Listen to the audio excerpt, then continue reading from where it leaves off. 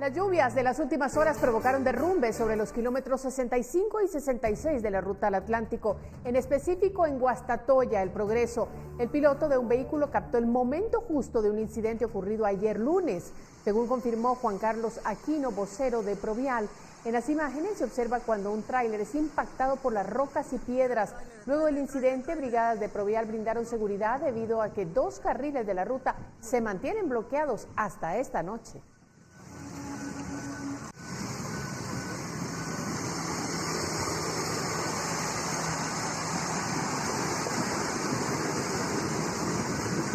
El tráiler.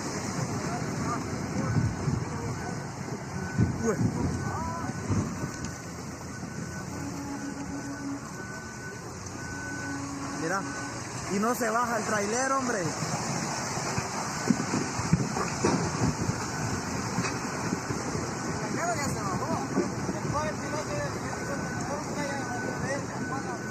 Dale, cuidado con el tráiler, cierra.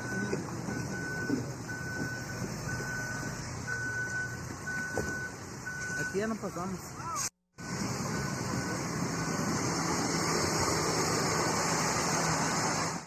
Bueno, se da cuenta, las lluvias y sus consecuencias son protagonistas de las noticias este día, pero tenemos mucha más información, así es que le agradecemos que esté con nosotros a esta hora en emisión estelar del noticiero Guatevisión. Vamos a las noticias.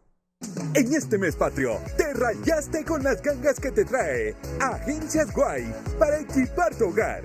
Agencias Guay presenta.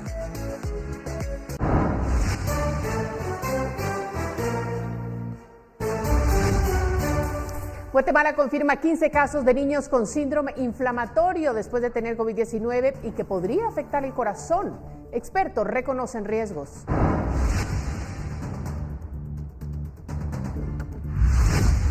Municipios de 6 departamentos del país aún no hacen pruebas suficientes para detectar casos de COVID-19. Coprecovid trabaja en descentralización del test.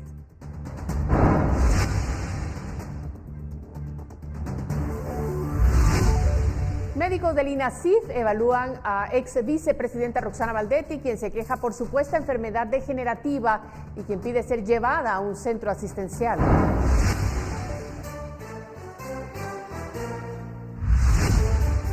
Estudio anticipa un clima de contratación de empleos lento para el cuarto trimestre del 2020 debido a la pandemia por el coronavirus. Construcción tendrá crecimiento.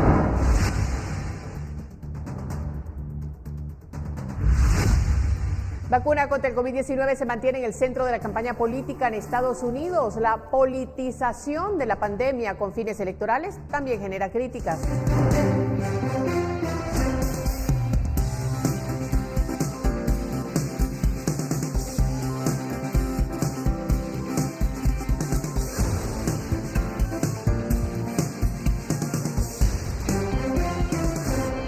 En este mes patrio, te rayaste con las gangas que te trae Agencias Guay para equipar tu hogar. Agencias Guay presentó. Luego de casi 6 meses de combatir el coronavirus, Guatemala ha registrado más de 78,000 casos, pero pese a ello, aún hay municipios en los que a la fecha no han realizado ni una prueba, o las mismas son pocas, según detalló el director de la Coprecovid. Edwin Asturias, jefe de la Comisión Presidencial para la Atención a la Emergencia del COVID-19, brindó detalles sobre el avance de la enfermedad en Guatemala y señaló que aún hay 27 municipios de 7 departamentos que a 6 meses de la pandemia aún no han realizado pruebas de coronavirus o las mismas son muy bajas. Estos municipios o no están haciendo ninguna prueba o su tasa de pruebas es por debajo del 0.1 por 1,000 habitantes por día. Como ustedes pueden ver, no es casualidad que estos municipios están localizados en Solola, San Marcos, Huehuetenango y Quiché. Son tradicionalmente áreas donde nuestro acceso a los servicios de salud es muy bajo. Son áreas donde el servicio de salud por muchos años ha tenido problemas para llegar y son áreas que tradicionalmente son altamente vulnerables con mucho más pobreza, desnutrición y de nuevo distancias que no permiten la llegada adecuada. Con pocas o cero pruebas, hay 5 municipios de Sololá, mientras que Totonicapán y San Marcos tienen 2. Por su parte, Huehuetenango y Quiché tienen 8 cada uno, con una baja cantidad de pruebas o ninguna realizada. Alta Verapaz y Jalapa tienen 1 con las mismas características. Asturias también destacó que hay departamentos con más alerta, como Zacapa, que está volviendo a subir en cantidad de casos y ahora ya registra 1056. De estos, 42 han fallecido. Zacapa comienza a ser uno de los departamentos que nos muestra ya una doble curva. Subió primero a una primera ola, tuvo una disminución y vemos un segundo pequeño repunte en Zacapa. Esto vamos a monitorizarlo muy de cerca para estar seguros de que puede ser un efecto del número de pruebas que estaban haciendo versus realmente el hecho de que estén aumentando ya una segunda ola de contagios. Con imágenes de Miriam Figueroa, reportó para Noticiero Guatevisión Andrea Domínguez. El alcalde de Santa Cruz del Quiché, Francisco Pérez, dio positivo a COVID-19 e indicó que ya notificó a la corporación municipal, mientras los concejales de oposición afirman que no fueron avisados y ahora temen haberse contagiado. Los concejales de oposición, que mantienen una férrea lucha desde enero, señalaron que no fueron notificados y corren riesgo ellos y sus familias. Afirmaron que tendría que ser el concejal primero, también de oposición, el que tenga que asumir momentáneamente como alcalde. Varios trabajadores se quejaron de que el alcalde tenía comunicación con la mayoría de ellos y afirmaron que no se han practicado hisopados ni cerrado las instalaciones.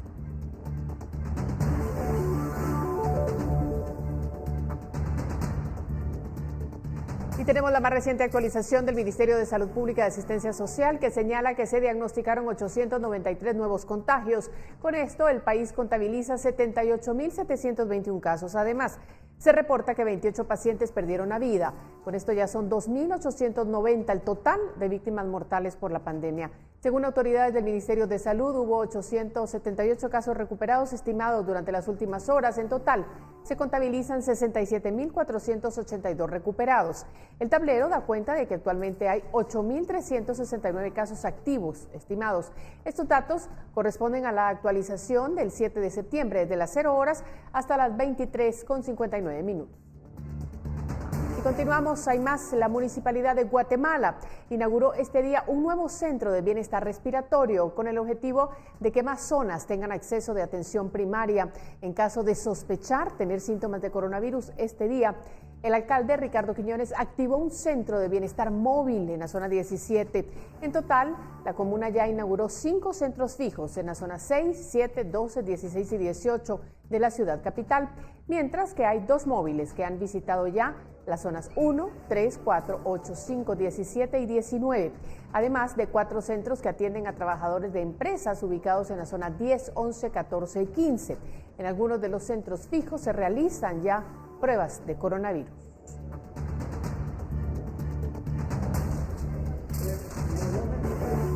El director de la COPRECOVID también dio a conocer que ya en el país se reportan casos de niños con síndrome inflamatorio multisistémico, algo que puede ser mortal y que está apareciendo en algunos niños después de sufrir coronavirus, algo que no debe tratarse, que de no tratarse, mejor dicho, podría ser mortal.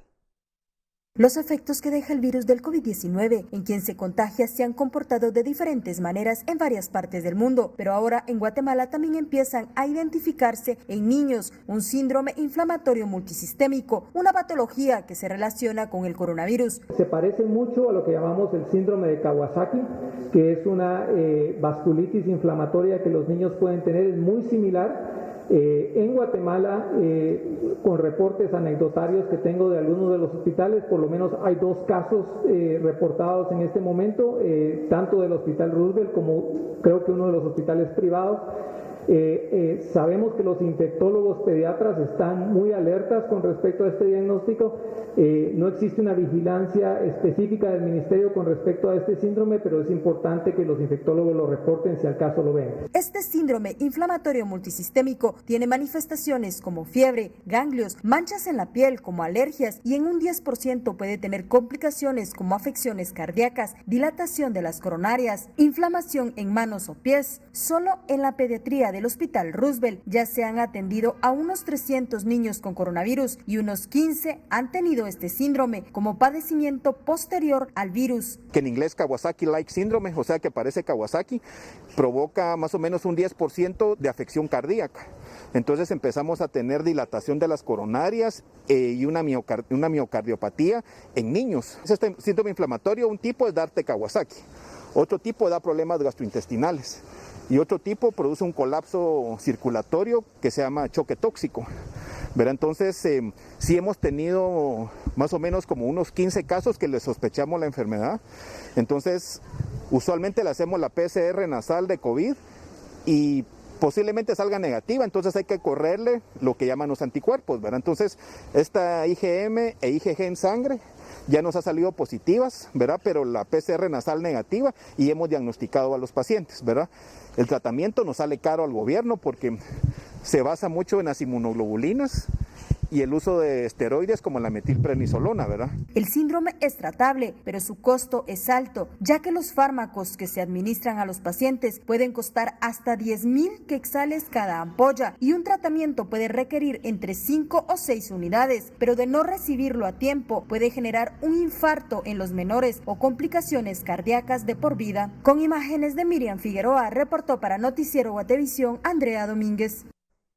Mire, el jefe de la unidad de infectología del Hospital Roosevelt, Mario Melgar, habló esta tarde con Noticiero Guatevisión para detallar la afección en menores. Son distintos los síntomas entre adultos y niños. ¿Qué estudios hay sobre estos casos? No sabemos con claridad ni certeza por qué se manifiesta tan diferente. Los síntomas son bastante parecidos en realidad, pero la severidad o la gravedad de los síntomas pareciera ser lo diferente. Se ha pensado de que el sistema inmunológico de los niños puede ser diferente al de los adultos y por eso reaccionar de forma diferente.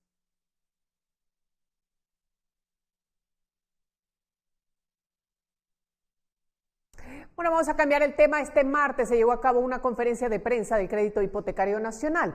En la misma informaron sobre la ejecución de 2 programas de emergencia contra el COVID-19. Se trata del programa de Fondo de Protección de Capitales destinado a otorgar créditos a comerciantes individuales, profesionales y empresas, el cual contó con 250 millones de quetzales. Ya se ha ejecutado el 100%. Por otro lado, el Fondo de Crédito de Capital de Trabajo, el cual cuenta con 2.730 millones de quetzales, de lo que se ha ejecutado el 70%. Como recordarán, en el mes de marzo, el presidente, doctor Alejandro Yamatei, y su gabinete presentaron al Congreso de la República de Guatemala el Plan Nacional para atender la emergencia COVID-19, en el cual se incluyeron 162 acciones que tenían énfasis en ayudar a la población más vulnerable del país. Nos vamos al Congreso. Llamados a reunirse en el Pleno, los diputados del Congreso llevaron a cabo una sesión en la que, aunque sí se aprobó la agenda, no avanzaron con ningún tema. En el aire continúa un préstamo millonario para la USAC, reformas a la ley de contrataciones y, por supuesto, la elección de magistrados a las Cortes. Nuestra irresponsabilidad ha podido más que seguir esos mecanismos que están plasmados dentro de la sentencia que en su oportunidad emitió la Honorable Corte de Constitucionalidad. Otra sesión plenaria en la que la elección de magistrados a las Cortes Suprema de Justicia y de Apelaciones apareció en el último punto de la agenda del día, y otra sesión en la que, por falta de quórum, tuvieron que levantar de forma prematura. Luego de aprobar la agenda, se introdujo una moción para conocer de manera extraordinaria las reformas al Decreto 3/2019 que propicia la admisión de un préstamo de $120 millones en la Universidad de San Carlos de parte del Banco Centroamericano de Integración Económica. Es un préstamo que va a beneficiar la construcción de centros universitarios a nivel regional. Al no aprobarse la moción privilegiada, el Pleno entró a conocer las reformas a la Ley de Contrataciones del Estado, algo que, por falta de quórum, tampoco se conoció, y con ese punto se dio por levantada la sesión. A la hora de la hora se usan estrategias para dilatar o para entrampar la agenda. Esperaríamos nosotros que el día jueves se pueda pasar ya ahora sí de urgencia nacional, la ley que reforma el decreto de ley del préstamo para la Universidad de San Carlos. De lo contrario, se corre el riesgo de perderlo. Reportó para Noticiero Guatevisión, Felipe Garrán. Bueno, ¿qué ha ocurrido en las últimas horas luego de confirmarse un derrumbe y deslaves sobre los kilómetros 65 y 66 de la ruta al Atlántico, en específico en Guastatoya El Progreso? Queremos conocer sobre este tema y vamos a contactar en este momento vía telefónica con Juan Carlos Aquino de Provial para que nos dé a conocer más detalles. Buenas noches, Juan Carlos.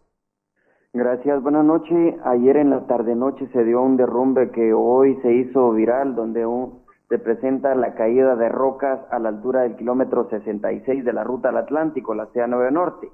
Eso fue anoche, de una vez se coordinaron patrullas de Provial, llegaron, señalizaron el área, se coordinó maquinaria, pero por lo arriesgado de hacer el trabajo a oscuras, se dejó el trabajo para hoy. De hecho, hoy se mantiene un reversible habilitado hasta el momento de aproximadamente 3 kilómetros, del kilómetro 64 al kilómetro 67, se mantiene este carril reversible habilitado porque se tiene este derrumbe en el kilómetro 66 y un deslave que afecta a los dos carriles con sentido hacia el norte en el kilómetro 67. Complicada la circulación entonces en esa área, un poquito más que nos pudiera contar si hubo personas. Entendemos que algunos vehículos se vieron afectados en el momento del derrumbe. Cuéntenos qué pasó.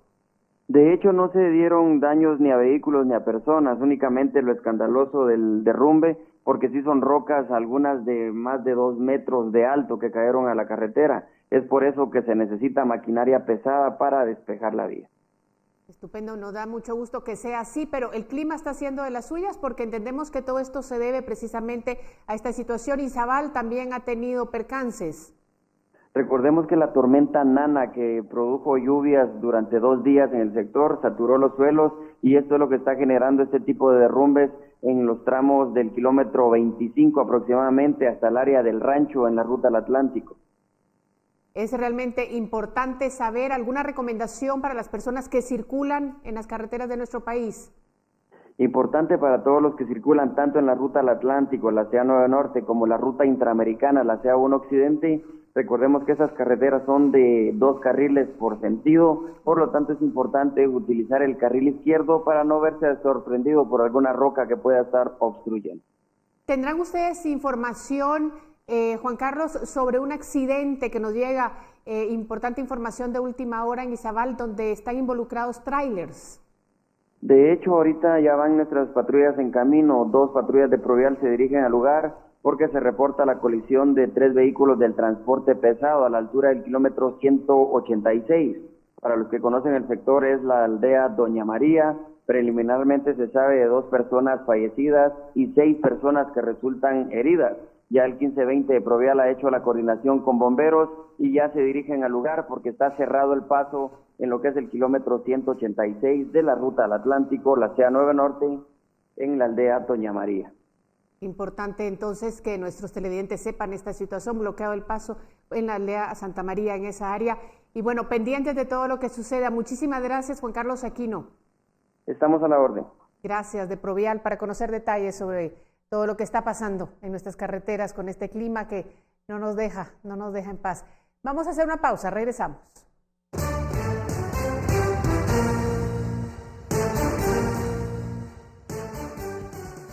Electroral, el suero oral para todos, presenta. Médicos del Instituto Nacional de Ciencias Forenses evaluaron a la ex vicepresidenta Roxana Baldetti, quien desde hace 2 semanas se ha quejado de dolencias en músculos y dificultades para caminar. Baldetti asegura que es una enfermedad degenerativa y teme quedar en silla de ruedas. El examen practicado por los médicos servirá para rendir un informe final del estado de salud de Baldetti y será el juez de mayor riesgo B, Miguel Ángel Gálvez, quien decidirá si es o no trasladada a un hospital. La semana pasada, Baldetti señaló que en los últimos 5 años no ha recibido tratamiento para la enfermedad degenerativa que padece, aunque no se ha detallado el nombre de ese padecimiento.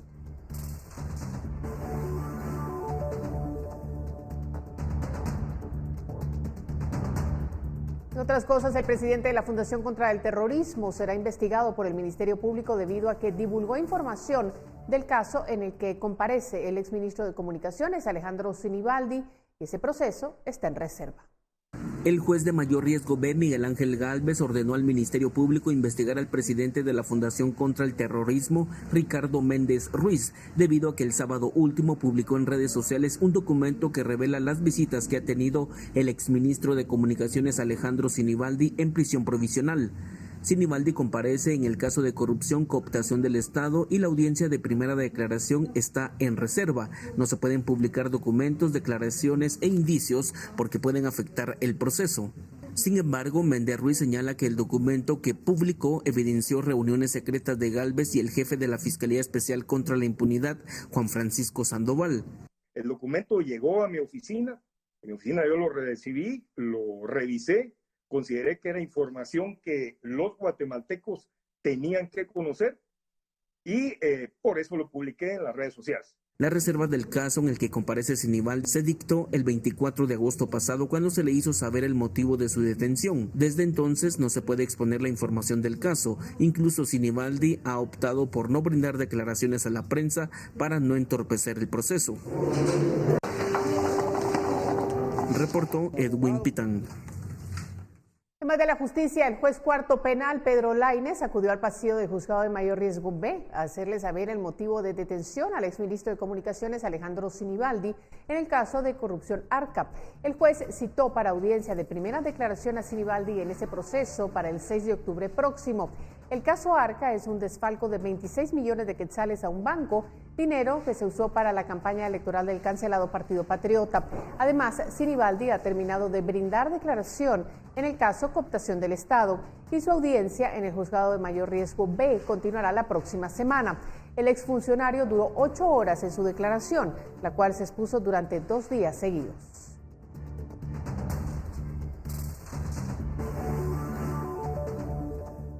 Electroral, el suero oral para todos, presentó. Noticias del mundo, casi 200,000 hogares sufrieron cortes eléctricos en California, Estados Unidos, a causa de los múltiples incendios que azotan ese estado. El principal proveedor de energía eléctrica alertó desde hace días que podría tener que recurrir a cortes del servicio para evitar que el sistema se sobrecargue, puesto que la zona también se encuentra bajo una intensa ola de calor. Los incendios forestales en California han quemado un récord de más de 2 millones de acres, aseguró el Departamento de Bomberos, ya que un incendio descontrolado obligó a muchos residentes a huir de sus hogares.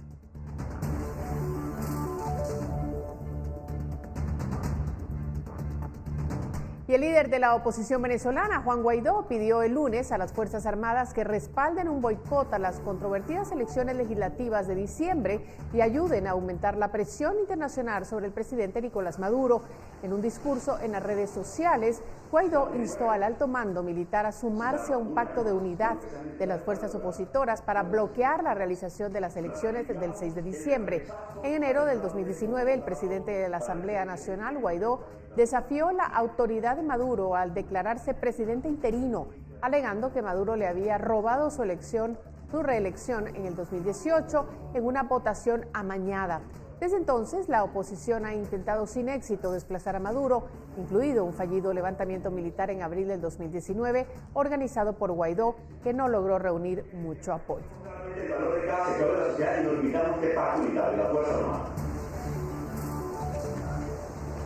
Y AstraZeneca y el Instituto Jenner de la Universidad de Oxford pausaron este martes la fase 3 de las pruebas de su vacuna contra el COVID-19 luego de encontrar posibles reacciones adversas en un participante del estudio en el Reino Unido. Como parte de las pruebas aleatorias y controladas de la vacuna contra el coronavirus de la Universidad de Oxford a nivel global, nuestro proceso de revisión estándar tuvo una pausa en la vacunación para permitir la revisión de la información del paciente, indicó el laboratorio sueco-británico en un comunicado. El laboratorio no precisó cuáles fueron los síntomas desarrollados por la persona que llevó a paralizar el proceso, pero un prestigioso sitio especializado en medicina describió sospechas de una seria reacción adversa. No obstante, una fuente indicó al medio que se espera que la persona se recupere.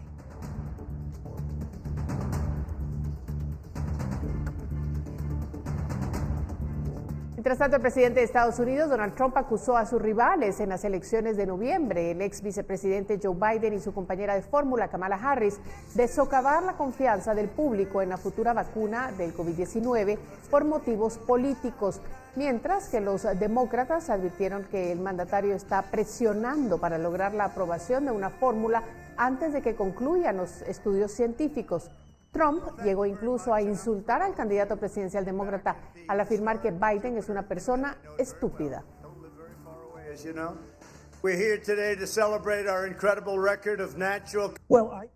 Y siempre en el tema de la carrera por producir una vacuna lo más pronto posible y cómo esta enfrenta las visiones de Donald Trump y Joe Biden en lo que se ha denominado la politización de la pandemia con fines electorales, ha generado muchas críticas. Informa Jorge Agobián, de La Voz de América.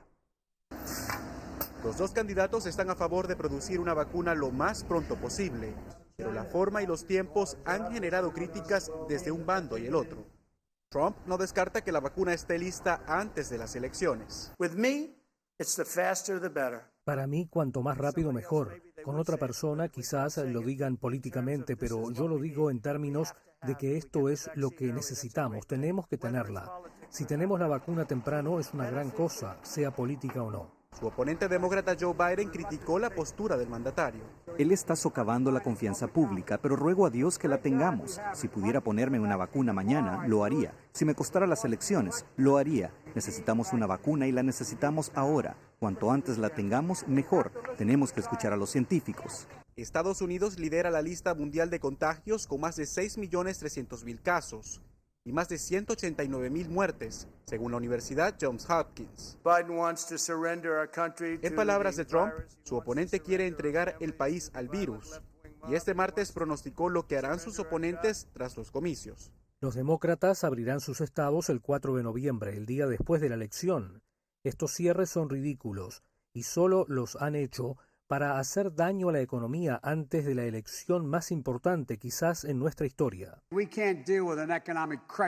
Y bajo la visión de Biden, no se puede lidiar con la crisis económica hasta que se derrote la pandemia. Este martes lo recalcó en un comunicado. Cuando se trata del coronavirus, no es una sorpresa que el presidente Trump se haya negado a escuchar a los expertos y los científicos. Solo miren sus antecedentes en el tema medioambiental.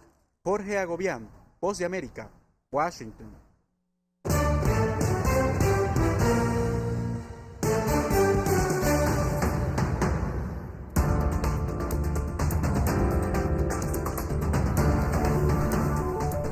Iniciar actividades de independencia, aunque la mayoría serán virtuales. Le contamos más al volver del corte.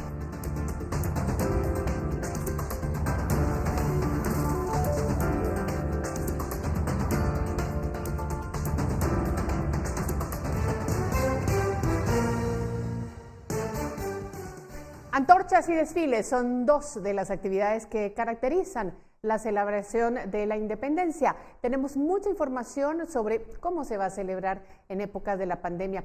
Pero ¿cómo estará el clima? Por cierto, es importante que ya estemos preocupados y preparándonos para saber qué va a pasar. Por eso damos la bienvenida a Pamela Valdés. Muy buenas noches, María Luisa, qué gusto acompañarte. Es un momento de compartir las condiciones del clima para esta noche y de mañana. Entramos rápidamente con la información para esta noche. Condiciones de totalmente nublado o cielos parcialmente nublados con altas probabilidades de actividad eléctrica en la mayor parte del territorio nacional. Como ustedes pueden observar en pantalla, esta gráfica del territorio son las condiciones de mañana para que usted se prepare, ya que se esperan condiciones de cielos parcialmente nublados, especialmente durante el día. Por la tarde tendremos probabilidad de totalmente nublado en la mayor parte del territorio nacional. También tendremos condiciones de principalmente tormentas eléctricas sobre las verapaces de nuestro país, para que usted lo pueda tomar en consideración. Y las condiciones en los próximos días, específicamente en la ciudad capital, esperamos para mañana miércoles a la mitad de la semana con una temperatura máxima de 25 grados centígrados. Esperaremos tormentas eléctricas con probabilidad de lluvias. Para el jueves, probabilidad de lluvia con una máxima de 26 grados centígrados. Y para el viernes, cielos parcialmente nublados con una máxima de 25 grados centígrados. Y por último, la salida del sol esperamos mañana a las 5:50 de la mañana y se ocultará a las 6:08 de la tarde. Hasta aquí con información del clima. Regreso contigo, María Luisa, que tengan una excelente noche. Gracias, Pamela. Y bueno, ya le comentaba yo que antorchas, desfiles, todas estas actividades que sabemos caracterizan la celebración de la independencia en nuestro país, pero que este año será diferente. Estas actividades están suspendidas a causa de la pandemia del COVID-19. Las principales vías de la ciudad no serán recorridas por el fuego patrio, pero se pretende que los guatemaltecos puedan participar de distintas actividades virtuales por los 199 años de independencia. Una de estas es la gala que organiza el Ministerio de Cultura y Deportes, que consiste en un concierto que involucra varios artistas nacionales. Es importante resaltar que el 15 de septiembre es una de las efemérides que no cambia, por lo que se celebra el mismo día.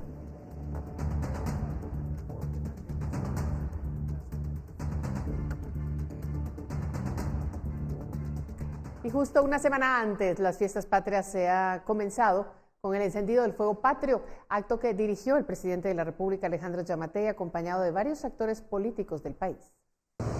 Dentro de exactamente una semana se conmemorarán los 199 años de independencia de Guatemala.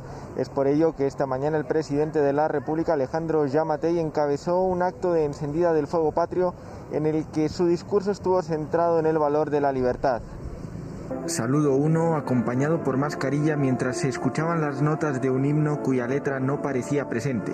Un público entre el que habían ministros, diputados, representantes municipales y otros actores políticos distanciado entre sí. Y el recordatorio de que estas fiestas patrias, cuyo pistoletazo de inicio se dio hoy con el encendido del fuego patrio, será atípico. Evitar aglomeraciones, y con eso me estoy refiriendo que esta va a ser una independencia atípica, una celebración diferente, porque no habrán desfiles ni aglomeraciones de estudiantes. Tampoco podrán hacerse recorridos con antorchas. Ante todo ello, el presidente Yamatei quiso resaltar el valor de la libertad. Hoy no solamente celebramos una fecha y un momento en la historia, hoy celebramos la libertad económica, en donde cada uno tiene la libertad de buscar su bienestar. Hoy celebramos la libertad política, en la que cada uno de nosotros tiene la posibilidad de liderar y buscar el bien común. Hoy celebramos la libertad social, que es ese derecho que cada uno de los guatemaltecos tenemos de hacer lo que creemos conveniente. Con el asueto, el turismo era una constante entre los guatemaltecos. Sin embargo, dadas las condiciones actuales, el ministro de Economía hizo otro planteamiento.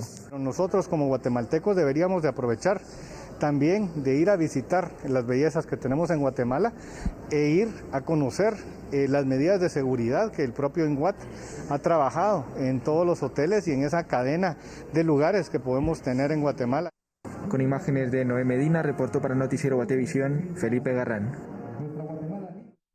Por tercera vez desde el pasado jueves, un grupo de estudiantes de la Universidad de San Carlos se acercó al Congreso de la República para pedir que no se apruebe el acuerdo que permite la acreditación de un préstamo millonario para su casa de estudios. Alegan que sería un cheque en blanco para el rector.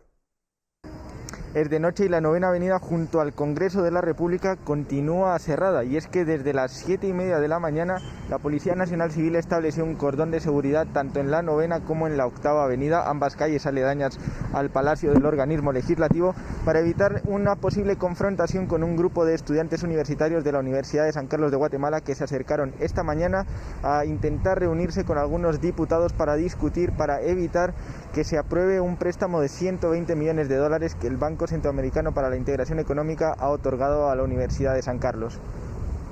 Con pancartas de "No más deuda pública" o de "Murphy, la USAC no es tu finca", en alusión al rector de la universidad pública, estos estudiantes se plantaron al comienzo de la 9ª Avenida junto al Palacio del Organismo Legislativo en espera de los jefes de bloque, a quienes habían citado de forma pública para las 10 de la mañana. Para tocar 3 puntos que tienen relación entre sí. Primero es el préstamo por $120 millones. Con eso deja sin garantía a los sectores de los centros departamentales universitarios.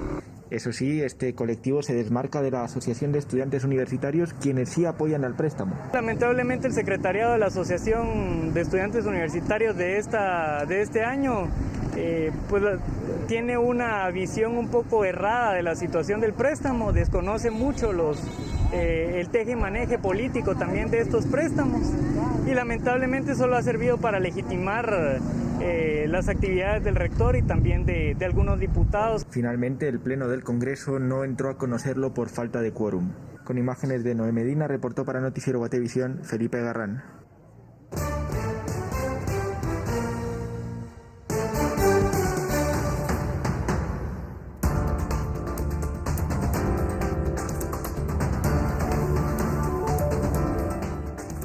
¿Cuáles son las condiciones de Guatemala respecto a los empleos? Una firma especializada presenta resultados y se los detallamos al volver del corte.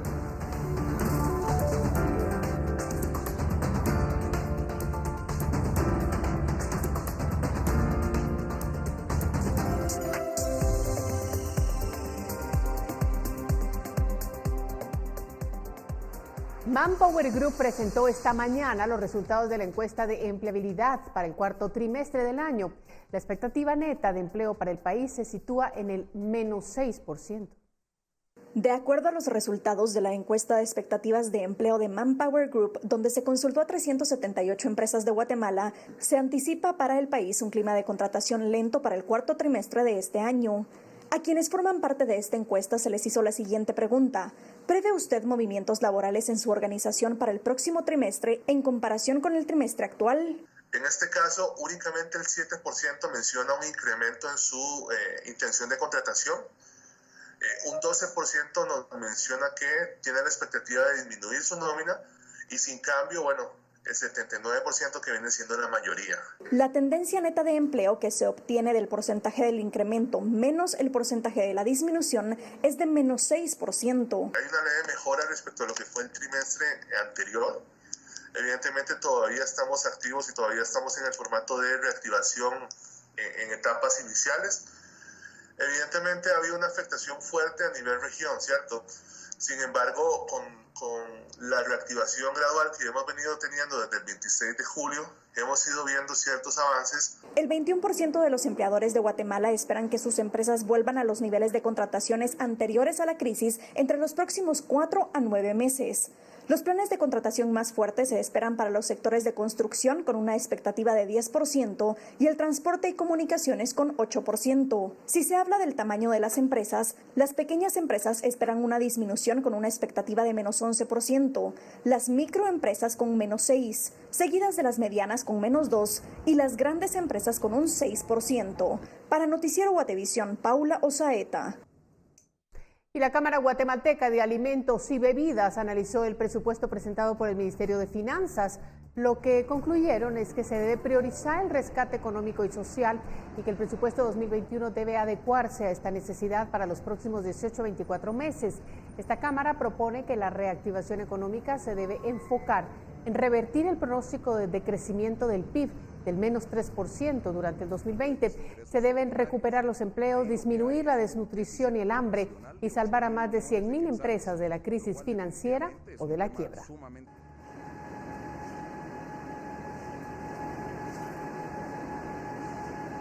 Y la Asociación Guatemalteca de Instituciones de Seguros dio a conocer los datos actualizados de cobertura por COVID-19 en el país. De marzo a agosto se ha pagado un monto que asciende a los 95 millones de quetzales.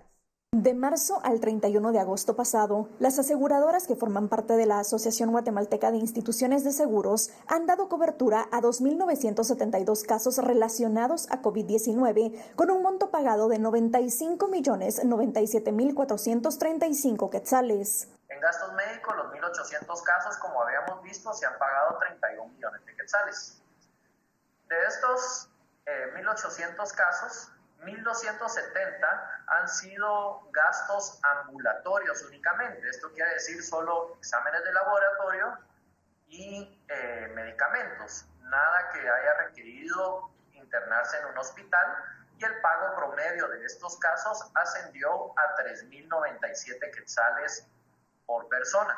En el caso de gastos médicos con hospitalización, fueron 530 casos y el pago promedio por persona fue de 51.452 quetzales. Si hablamos de los seguros de vida, se ha dado cobertura a 1.072 pólizas por un monto de 61.137.613 quetzales. Según NOLC, el caso con más cobertura ha sido de 600.000 quetzales. Si vemos un poco la evolución en cuanto a qué mes se ha reportado estos 2.800 casos, vemos que en abril pues fueron muy pocos casos los que se presentaron a las aseguradoras, sube a mayo a 100, en junio 816, vemos que en julio fue el pico en 1.495 y vemos en agosto una baja, al igual que hemos visto en las estadísticas nacionales. Entre los casos atendidos hay 777 por desempleo, que en costos asciende a los 2 millones de quetzales.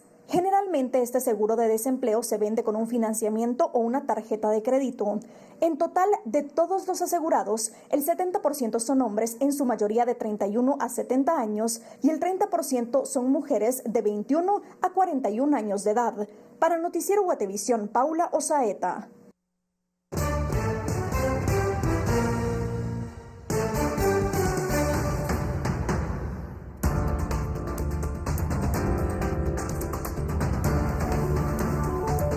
Suspensión de Feria Centroamericana de Independencia en Quetzaltenango provocará pérdidas. Volvemos con las reacciones en breve.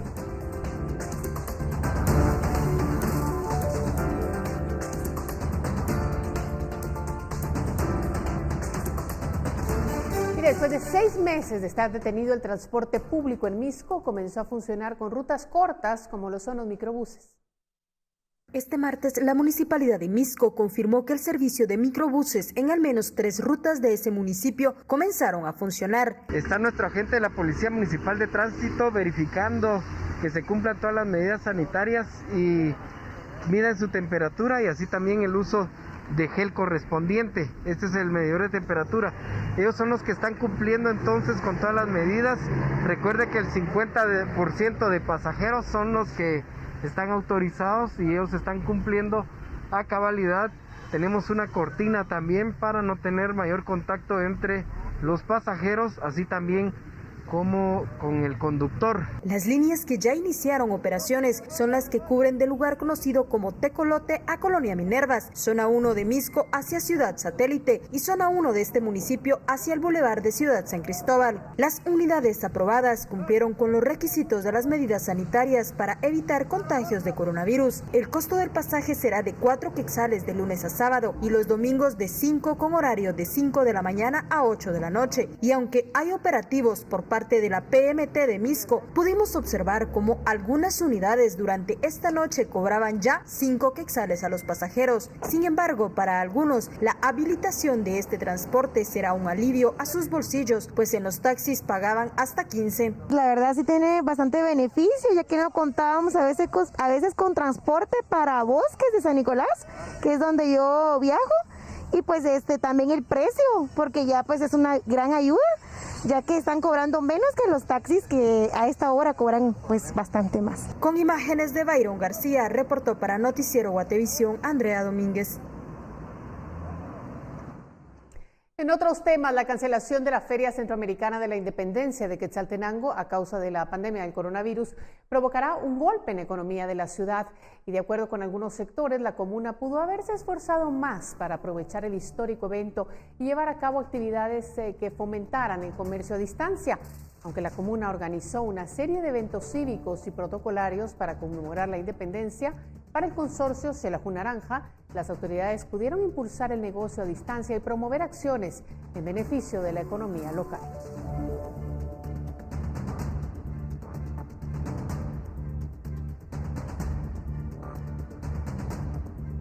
Y este martes se registraron protestas en las sedes departamentales del Ministerio de Agricultura, Ganadería y Alimentación, el MAGA, para exigir al gobierno que cumpla con la asignación de presupuesto y cumplir con las 3 exigencias de los inconformes. Se trata de trabajadores del MAGA que piden lo siguiente: primero, ejecutar los proyectos ofrecidos a los agricultores del país por la pandemia del coronavirus, en los que destacan entrega de semillas, proyectos de riego y aves ponedoras. Segundo, otorgar a los empleados que ocupan el puesto de extensionistas de desarrollo agropecuario rural el ajuste salarial del cual tienen derecho 340 trabajadores quienes han cumplido con los requisitos de contratación en el renglón 011. Y tercero, se cumpla con el pago del bono anual de 10,000 quetzales en 3 pagos efectivos en los meses de marzo, julio y septiembre, según lo establecido en el pacto colectivo. Estos datos fueron proporcionados por Marlon Salvador, representante de los afectados.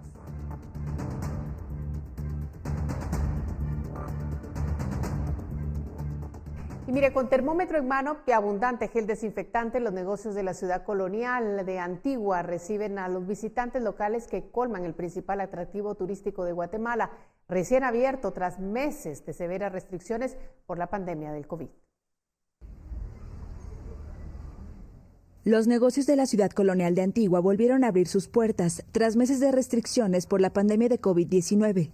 Pero quienes pasean por sus calles son turistas locales, ya que desde marzo Guatemala cerró sus fronteras para contener el virus. Si le digo en un 100% mentiría, le digo que fue en un 200%. ¿Por qué razón?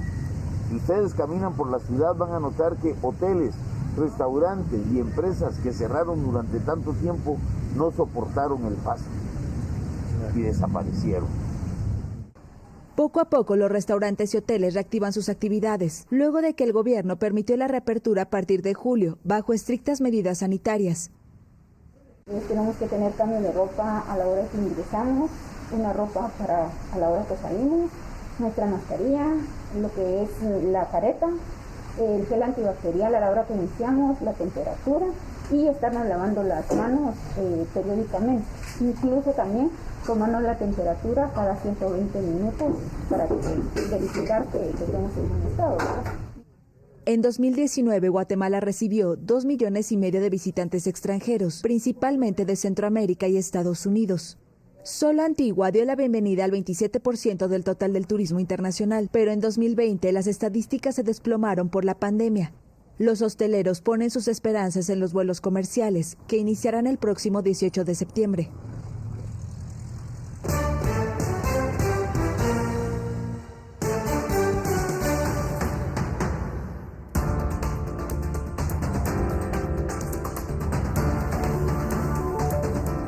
CR7 impone nuevo récord. Tenemos más en minutos.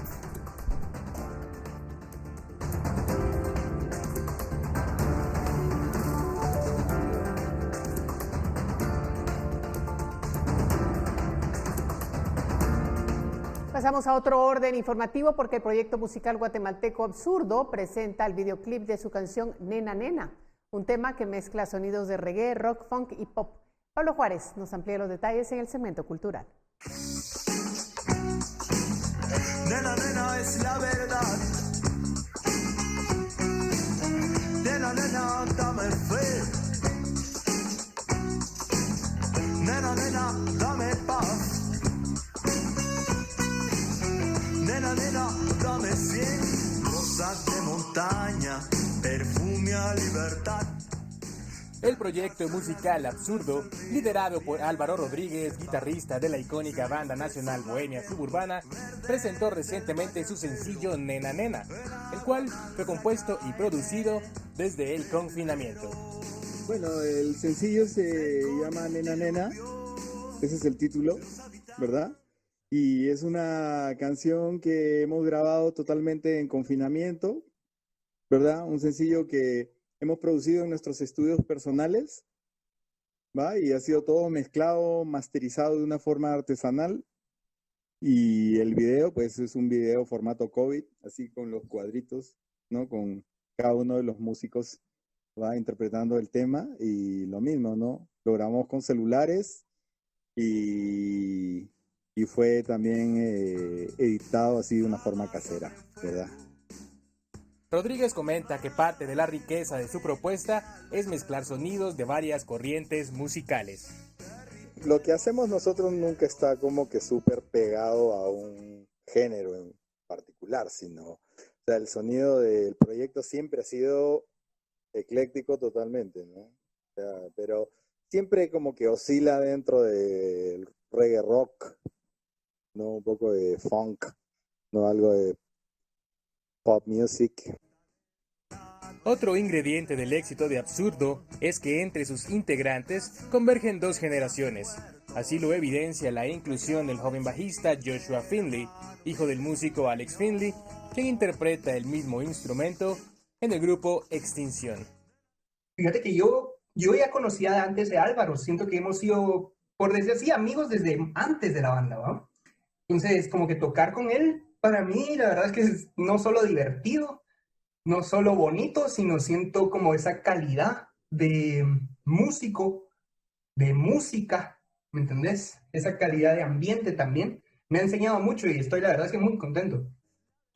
El videoclip de la canción Nena Nena ya está disponible en la página de Facebook de Absurdo y pronto podrá escucharse en plataformas musicales.